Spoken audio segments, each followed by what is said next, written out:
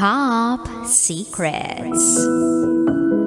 Kung saan pwede kayong makapagbahagi ng inyong pinakatatagong sekreto. Ito ang programang hindi ka huhusgahan bagkus ikaw ay pakikinggan. At meron na nga po tayong top secret sharer or caller sa kabilang linya. I-welcome na natin siya. Good evening. Good evening po. Hello. Hello po, good evening. Naka-monitor ka ba sa'yo o guni-guni ko lang yun? Kasi nagfi-feedback eh. May naka-open ba dyan na TikTok, Facebook, radyo? Wala po. So, guni-guni ko nga lang, gano'n. Anyway, anong pwede namin itawag sa'yo? Mark po. Mark. Ilang taon ka na? 29 po. 29 years old. Sang lupalop ka naman galing, Mark? Batangas. Batangas. Alright, di na ako magpapaligoy-ligoy pa. Mark, 29 from Batangas. Ano ang top secret mo? DJ Rocky, ako po'y nakitira sa aking tiyahin. Tapos po, meron din po silang nakikitira sa kanila, pamangkin niya. Hindi ko po masabi kung pinsan ko din siya. Kasi po pares lang po kaming pamangkin. Yung pong babae, pamangkin ng asawa niya. Gets niyo po, DJ? Sandali Hello, lang ha. DJ. Nandito pa ako, huwag kang mag-alala, hindi kita aalisan. May tita ka, nakikitira ka sa tita mo. Kasi po, ang magulang ko po nasa ibang bansa. Okay, so ngayon, yung asawa ng tita mo, May pamangkin din po, pero hindi nila, matanda siya sa akin. okay, o anong meron sa inyo? Kasi po, ano naman po, bata pa kasi po ako noon, mga first year high school po, first year hanggang third year high school. Ganon, kasi po kami, nag-aalaga kami ng baboy. Nagtutulong-tulong po kami. Ganon po, paglilinis. Tapos po, pag po galing po siyang panggabi, may trabaho po kasi siya, galing po panggabi, nakikita ko po siya sa kwarto. Naka-brat panty lang pag natutulog kasi mainit. Ngayon po, pasilip-silip lang po ako. Bata pa naman po, hindi ko pa naman po. Para pong nakikita din niya na nasilip din po ako. Ganun. Tapos po, yung pong, tatawagin niya po ako, papamasahe po siya sa akin. Mamasahihin mo Pag- naman siya, pumapayag ka. Opo, mamasahin ko. Kasi po, bata naman po ako. Pero po, yung bata kong ang isip ko po, hindi pang binata na rin kasi medyo matangkad na rin po ako noon eh. Nung ako'y first year, second year, ganun. College ba to? First year. High school? Ako po ay high school noon. First year high school, second year high school. Tapos, nun. etong Bali, pamangkin ng asawa ng tita mo, nagtatrabaho na po sa company. so nasa 20s na. Nung Mga, time na yon. Apo, ganun po. Okay, so ikaw nasa Apo, teenage years mo, tapos kumbaga, etong pamangkin ng asawa ng tita mo, nasa 20 na, ganon. Apo, ganun po.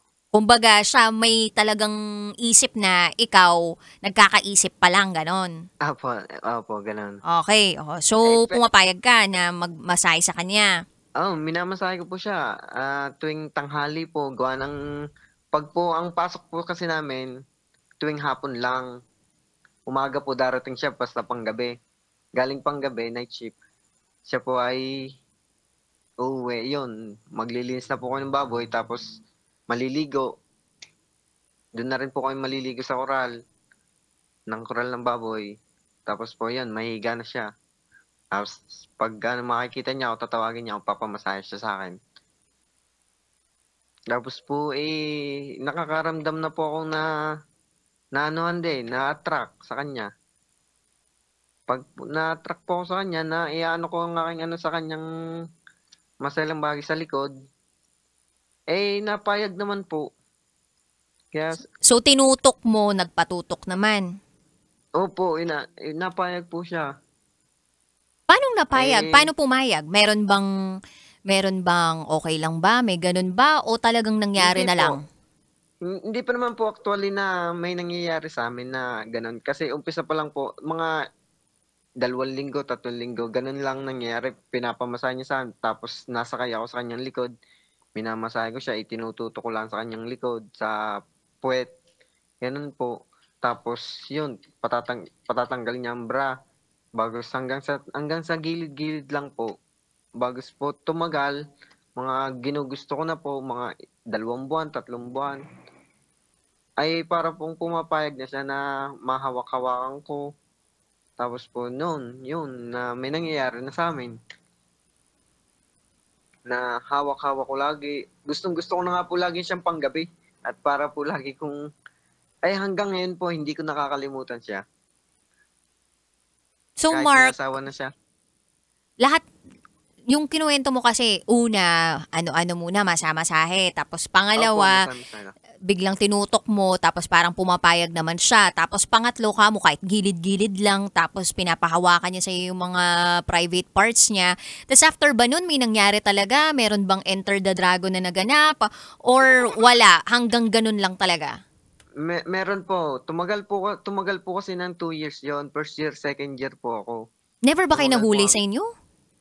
Hindi po, kasi po ang magulang ko po nasa ibang bansa, ang Hindi, tita mga ko may tita mo. trabaho, may mga trabaho din po. Siya, bale po kami lang po naiiwan sa bahay kasi po nag-aalaga sa bahay. Ako po, nasa baboy, ako po panghapon ang pasok ko sa high school.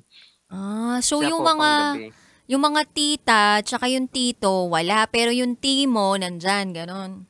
Ako po na pumapasok din sa umaga. Ako naman sa hapon sa school. So unang beses mo ba itong si pamangkin ni O, tita? opo, siya po ang first time ko. Kaya hanggang ngayon po 29 years old na ako, hindi ko pa rin po siya makakalimutan kahit po may asawa na siya, ay hindi ko pa rin po siya nakakalimutan. So paano natapos ang lahat? Ano na po, yung ako po ay nag-college na, lumipat na po ako sa bahay namin at napasok na po ako ng college. Napag-usapan nyo ba nitong pamangkin ng tito mo kung ano yung nangyari sa inyo? Nagkaroon ba kayo ng parang formal closure or bigla na lang talagang natigil dahil pumasok ka na sa ibang lugar? Bigla na lang pong natigil nung pong umalis ako sa kanila, sa tita ko. May pinagsisisihan ka ba doon sa lahat ng mga naganap o wala naman, nag-enjoy ka lang? Wala po, sobrang enjoy po ako. Pero kasi hanggang ngayon po, wala pa naman po akong asawa. Ako po ay naisip ko pa rin na siya po'y pinagpapantasyahan ko pa rin. Kasi may tsura naman din po, maganda rin. Dapat pala Friday ka tumawag, no? Bakit po? May itsura itong si tita mo. Ay, itong si Ay, pamangkin ni tito. opo, maganda rin Sino talaga. kamukhang artista? Hindi naman po artistahin, pero kung sa kung sa look talaga ay pang-muse po sa mga liga-liga. So bakit di ka pa nakakahanap ng girlfriend ngayon? May girlfriend naman po ako, pero siyempre long distance. Ako po yung nasa barko. Ngayon, nasa barko ka. Apo, apo. Anong trabaho mo Nasa, dyan? ako po yung isang marine. Nasa Cebu po ako ngayon. Isa kang ano? Isa po akong marine. Ano ibig sabihin Nasa nun? Cebu. Apo, yung BSMT po ang course ko. Ako po ay nasa barko po. Passenger po ang aking sinasakyan. To go travel po. Kinumpleto mo pa yung detalye, malalaman kung sino ka. Okay lang. Hindi, di ba meron yung May, tinatawag na, anong tawag doon? Chief engineer, ganyan. apo, Captain. apo. Bosun lang po ako, bosun. Kasi di ba may parang pump, o pump something, Oil ganon. apo, ganun. Tanker, Madami po, madami po. ganon. Di Ako ba? po ay yung pang ano pa lang pong posisyon. Pangalawa pa lang po. Walang Bosun pa kaso lang po. doon. Sure naman ako na sa galing mong dumiskarte, aangat ang posisyon mo dyan. Oo. Darating din naman po na kasi nag-i-schooling din. Oo. But anyway, yung iyong mga karanasan sa buhay ay hanggang ngayon hindi mo pa rin nakakalimutan, tama ba? Opo, hindi ko pa rin po siya nakakalimutan. May Meron, asawa na nga po. so nagkikita ba kayo? Nagkakaroon ba ng mga reunion? Nag, Tapos sinasama nag, nung tito mo Opo, yung nagkikita pa pamangkin rin niya? po. So Nagkikita, anong pero reaction pag po, ganun? nagkakailangan, ganun. Hindi nagkakapansinan. Pero kapag po magsama-sama na yun, nagkakangitian. Pero kapag po yung kami lang dalawa, hindi po. Hindi kayo nagkukwentuhan? Hindi po. Hindi niyo napagkukuwentuhan kung saan yung masarap na masahihan ngayon, gano'n? Hindi po. Hindi po, pero Hmm. talagang the best po, yun po ang aking unang-unang kauna-unahan, eh. Bakit paano mo nasabing the best siya? Like, ano ba ang ginawa niya sa'yo? Meron ba siyang pinagawa sa'yo na noon mo lang talaga na-experience na itong mga girlfriend mong nagdaan, hindi nila nagawa yun sa'yo, gano'n? Ano po, eh, yung sinusubo niya po, eh. Kaya tumataba ang isang tao dahil sinusubo at kinakain Opo, natin yung opo. mga salita, 'di ba? Na Ah, binibitawan natin, gano'n. So sinusubo, gano'n.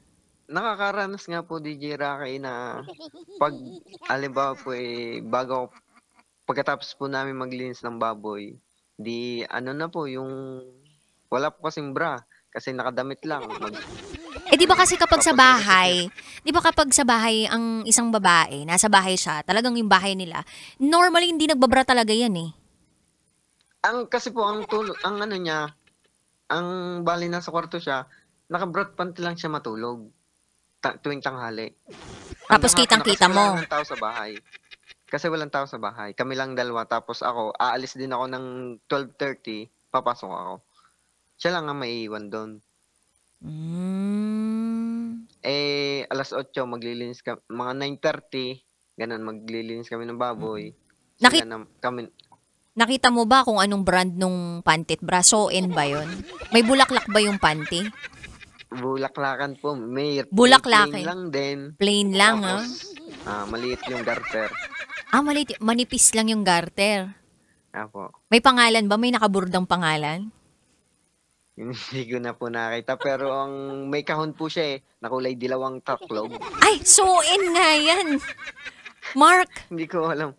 Oo, sew-in yun. Yung nakabox na ano ko, Opo, color yellow. Sew-in color yan. yellow. Oo, minsan na may nakaburda dyan, na bulaklak, ganun.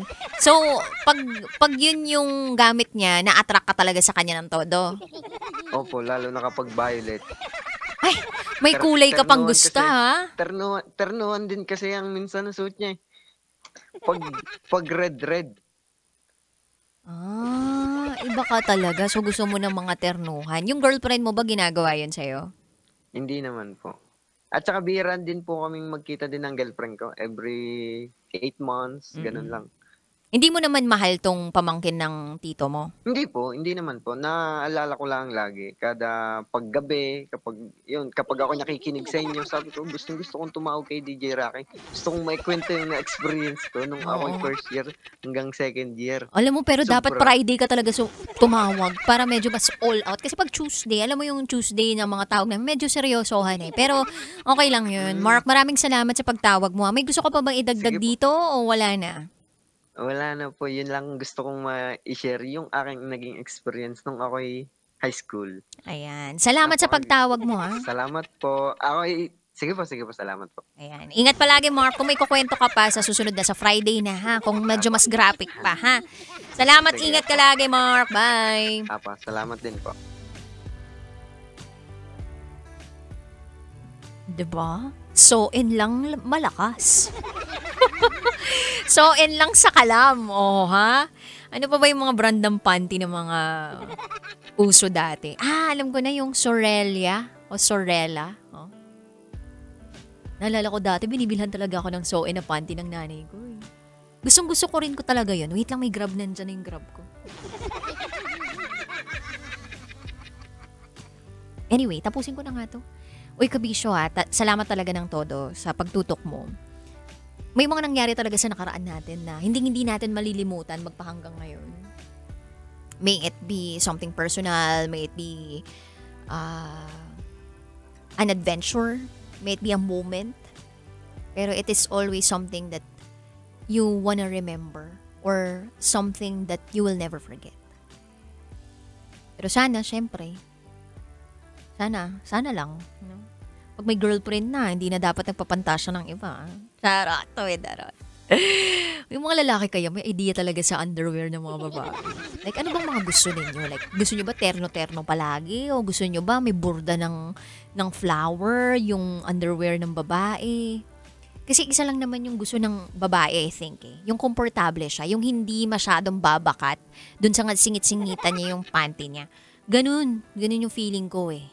Kasi meron ngayon yung tinatawag na seamless. Yan yung mga magagandang panty ngayon, yung hindi masyadong magpapaitim ng singit mo. Oo. Anyway, maraming salamat Kabisyo sa pagtutok mo ha. Sana hindi umitim yung budhi mo. Bukas ulit magsama-sama tayo. Alas 9 ng gabi hanggang hating gabi. Kasama ang inyong Basa Princess DJ Rocket. Rati kayo nakatutok sa 90.7 Love Radio. Kailangan pa bang i-memorize yan?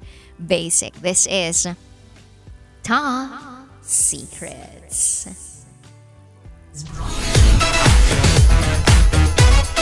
Metro's number one. Metro's number